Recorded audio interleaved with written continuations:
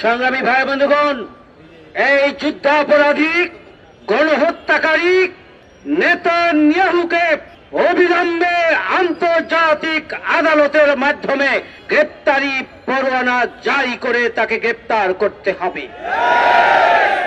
অবৈধ রাষ্ট্র ইসরায়েলি রাষ্ট্রকে আন্তর্জাতিক আদালতে অবৈধ ঘোষণা করে এ রাষ্ট্র বিলুপ্তির জন্য আন্তর্জাতিক সম্প্রদায়কে এগিয়ে আসতে হবে।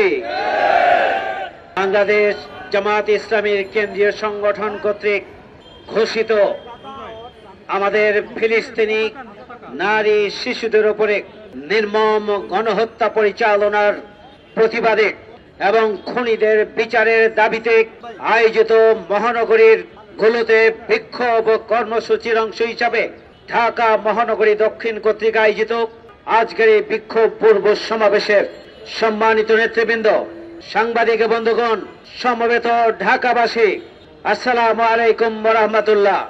সংগ্রামী ভাই ও বন্ধুগণ, আপনারা জানেন মধ্যপ্রাচ্যের বিস্ফোরা, মধ্যপ্রাচ্যের ক্যান্সার, ইহুদিবাদী জায়নবাদী গোষ্ঠীর সেই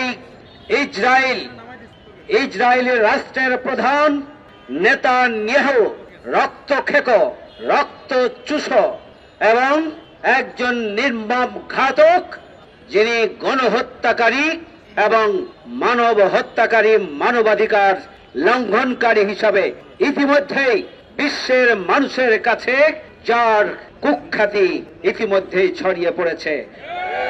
সেই নেতানিয়াহু যুদ্ধবিরতিতে সম্মত হয়েছিলেন। ফিলিস্তিনিদের সাথে ইসরায়েলের যুদ্ধবিরতি হয়েছিল। শান্তিকালীন সময়ে যুদ্ধবিরতি লঙ্ঘন করে আমাদের ফিলিস্তিনের গাজাবাসীদের নারী, শিশু, পুরুষ নির্বিশেষে গণহত্যা চালিয়ে একদিনেই হাজারো অধিক মানুষকে তারা হত্যা করেছে। সংগ্রামী ভাই বন্ধুগণ, এই যুদ্ধাপরাধী গণহত্যাকারী নেতানিয়াহুকে অবিলম্বে আন্তর্জাতিক আদালতের মাধ্যমে গ্রেপ্তারি পরোয়ানা জারি করে তাকে গ্রেপ্তার করতে হবে। অবৈধ রাষ্ট্র ইসরায়েলি রাষ্ট্রকে আন্তর্জাতিক আদালতে অবৈধ ঘোষণা করে এ রাষ্ট্র বিলুপ্তির জন্য আন্তর্জাতিক সম্প্রদায়কে এগিয়ে আসতে হবে। আমরা বিশ্ব মুসলিম উম্মার নেতৃবৃন্দের প্রতি আহ্বান জানাতে চাই, আপনারা সোচ্চার হন। আপনারা কোন আধিপত্যবাদী শক্তির দোসর হিসাবে ভূমিকা পালন করবেন না। প্রত্যেকটি মুসলিম রাষ্ট্র নিজ নিজ অবস্থান থেকে ওই ইহুদিবাদী গোষ্ঠী, ওই নেতানিয়াহু রাষ্ট্র ইসরায়েলের বিরুদ্ধে শক্তিশালী প্রতিরোধ গড়ে তোলার জন্য আপনাদেরকে সোচ্চার হতে হবে। আপনাদের নিজ নিজ স্বার্থ ভুলে গিয়ে এবং পৃথিবীর বৃহৎ রাষ্ট্রগুলোর আপনারা পক্ষ বিপক্ষের সেই তথাকথিত খেলা বাদ দিয়ে ইরানের দাবি পূরণের জন্য, বাইতুল মুকাদ্দাসকে রক্ষার জন্য, উদ্ধারের জন্য ফিলিস্তিনবাসীর পাশে এসে দাঁড়াতে হবে আর ওই নেতানিয়াহু আর ইসরায়েলি রাষ্ট্রের বিরুদ্ধে তীব্র প্রতিরোধ গড়ে তুলতে হবে। আমি বিশ্ব সম্প্রদায়ের প্রতি অনুরোধ জানাতে চাই, এদের প্রতি রাষ্ট্রগুলোর অর্থনৈতিক অবরোধ জারি করা দরকার। আমরা আহ্বান জানাতে চাই, তাদের ইসরায়েলি পণ্য বর্জন করা উচিত গোটা বিশ্বের সমস্ত মুসলমানদের এবং বিবেকবান মানুষদের। আমরা আহ্বান জানাতে চাই, দেশে দেশে মুসলিম জনতা বিক্ষোভ এবং মিছিল মিটিংয়ের মাধ্যমে গোটা পৃথিবীর মানুষের কাছে গাজাবাসীর পক্ষে দাঁড়ানোর জন্য আহ্বান জানানো দরকার।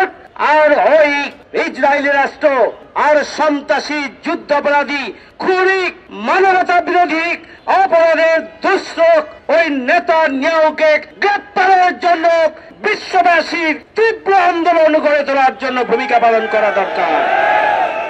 সংগ্রামী ভাই বন্ধুগণ, 90% মুসলমানের দেশে বাংলাদেশ জামাত ইসলামী আমরা আমাদের ফিলিস্তিনি ভাই এবং বোনদের মজলুমদের পাশে দাঁড়ানোর জন্য আমরা রাজধানীতে স্বাভাবিকভাবে বিক্ষোভ মিছিলের আয়োজন করেছিলাম।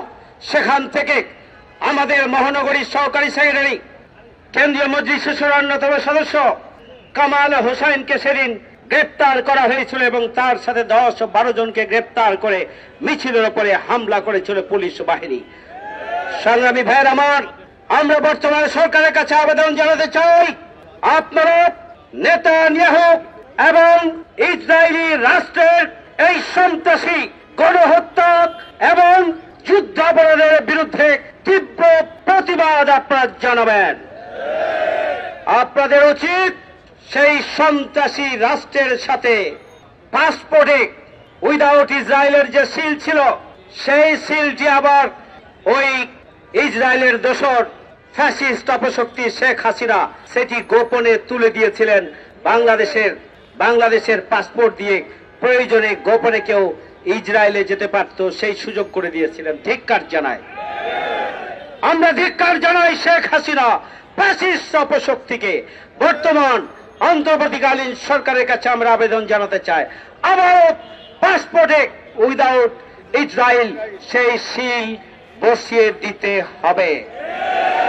সংগ্রামী ভাই বন্ধুগণ, আমরা লক্ষ্য করছি বিভিন্ন রাষ্ট্রের পাসপোর্ট নিয়ে আমাদের দেশে ইসরায়েলের দোসররা এসে বাংলাদেশের রাজনীতিকে ভিন্ন দিকে নিয়ে যাওয়ার জন্য ফ্যাসিস্ট অপশক্তি আওয়ামী লীগের আমলে তারা বহুমুখী অপরাধমূলক সন্ত্রাসীমূলক কার্যক্রম চালানোর জন্য ষড়যন্ত্র করেছিল।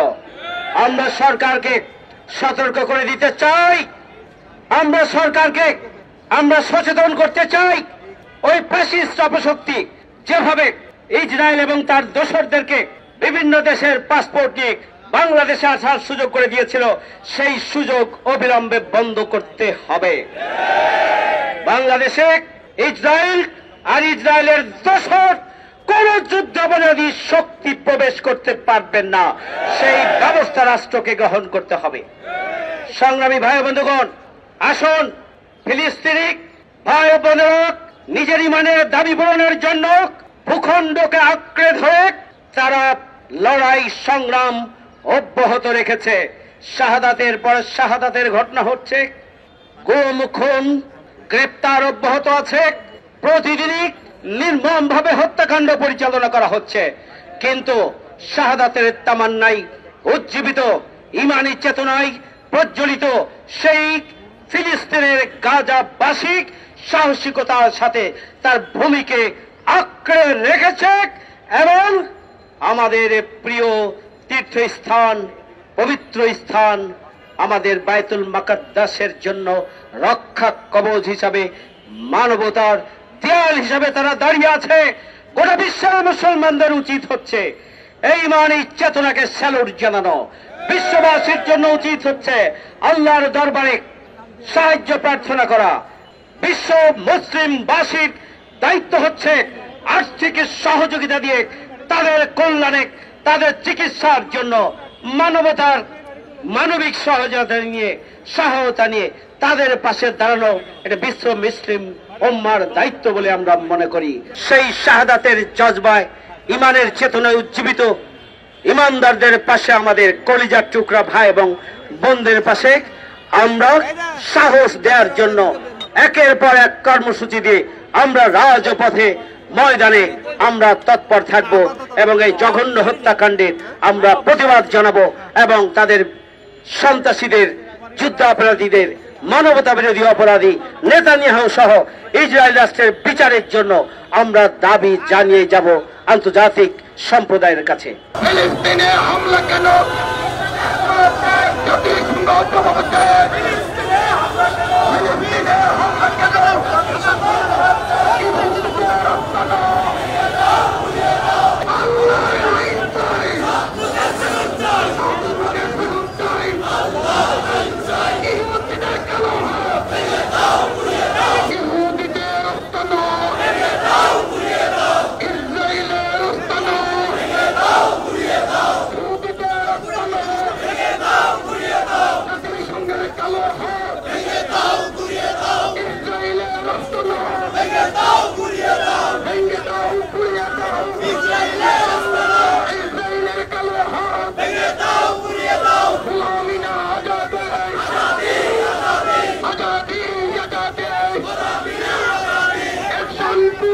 অ্যাকশন ফিলিস্তিনে হামলা কেন ইহুদিদের আস্তানা ভেঙে দাও ঘুরিয়ে দাও ফিলিস্তিনে হামলা কেন মানবতার শত্রুরা মুসলমানদের শত্রুরা মুসলমানদের শত্রুরা ফিলিস্তিনে হামলা কেন জাতিসংঘের সভাপতি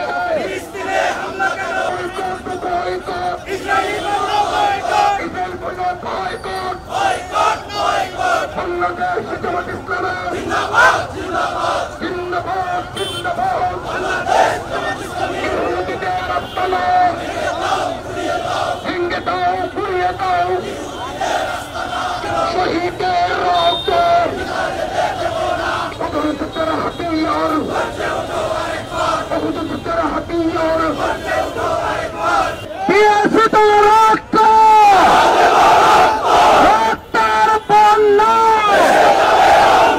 আমাদের ধমনীতে এই রক্ত কোনদিনও জাতিসংঘের কাছে দাবি জানাতে চাই, অবিলম্বে যুদ্ধ বন্ধ করুন। মুসলিম উম্মার কাছে দাবি জানাতে চাই, গোটা পৃথিবী মুসলিম উম্মা ঐক্যবদ্ধ হয়ে ওই খুনি নেতানিয়াহু আর ইসরায়েলি রাষ্ট্রকে প্রতিহত করার জন্য প্রস্তুতি গ্রহণ করুন।